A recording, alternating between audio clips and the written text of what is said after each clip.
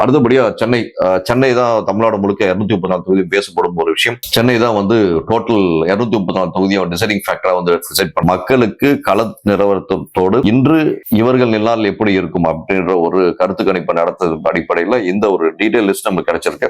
First and foremost இங்க அம்பத்தூர்ல பாத்தீங்கன்னா Joseph Samuel நம்ம எல்லாருக்கும் தெரிந்த நபர், ஈஸி அக்சசபிள். நானே ஒரு 5-6 முறை அவர்கிட்ட தொலைபேசி நேரடியாக சந்திச்சிருக்கேன்.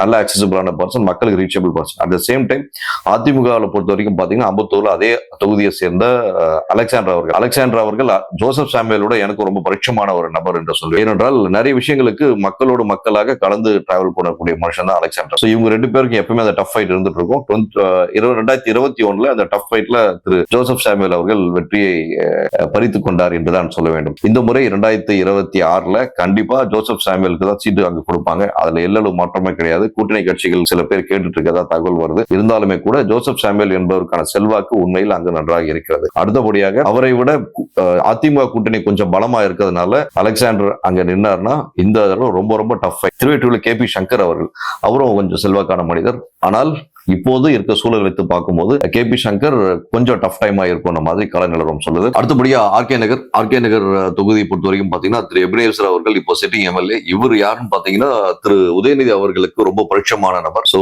அது மட்டும் இல்லாம திரும்ப அவருக்கான வாய்ப்புகள் இருக்குன்னு பாத்தீங்கன்னா 100% கண்டிப்பா எபினேசர் அவர்கள் வாய்ப்புகள் ஜாஸ்தி. அடுத்தபடியா பெரம்பூர் பொறுத்த வரைக்கும் பாத்தீங்கன்னா RD சேகர் ரொம்ப பிரசித்தி பெற்ற நபர். இவருக்கான வாய்ப்புகள் பொறுத்த வரைக்கும் பாத்தீங்கன்னா உள்ளபடியே 60-70% இவருக்கான வாய்ப்புகள் இருக்கு. ஆனாலும் கூட்டணி கட்சிகள் வந்து அந்த தொகுதி வேணும் சொல்லி கேட்கப்படும் தகவல் வந்துட்டு இருக்கு.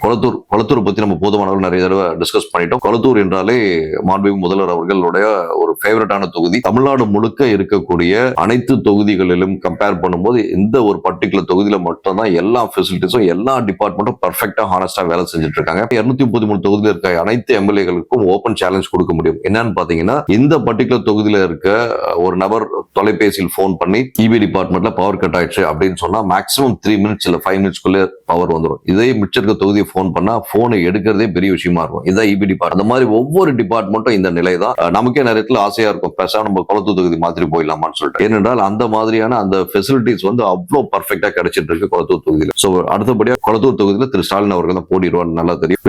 வில்லிவாக்கம் என்ற தொகுதியை பொறுத்த வரைக்கும் ரொம்ப பிரசித்தி பெற்ற தொகுதி. 2001 இருந்து சரி 1984 சரி இன்னி வரைக்கும் வில்லிவாக்கம் தொகுதி அதிகமான ஒரு வேட்பாளர் இருந்தாங்க.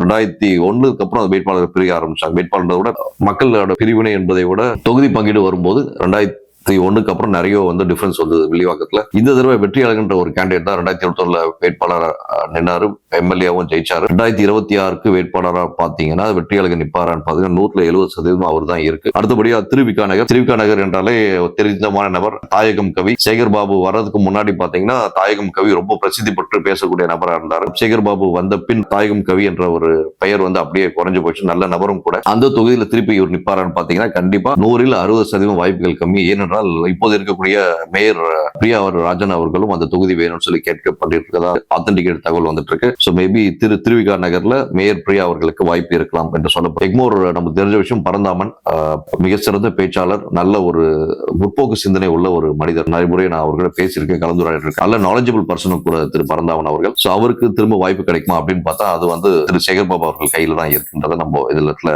பதிவு பண்ணி ஆகணும். அடுத்தபடியா ராயபுரத்துல ஐட்ரி மூர்த்தின்றதை இப்ப கேண்டிடேட்டா இருக்காரு. திரும்பவும் அவருக்கான வாய்ப்புகள் வந்து 50% இருக்கிறது.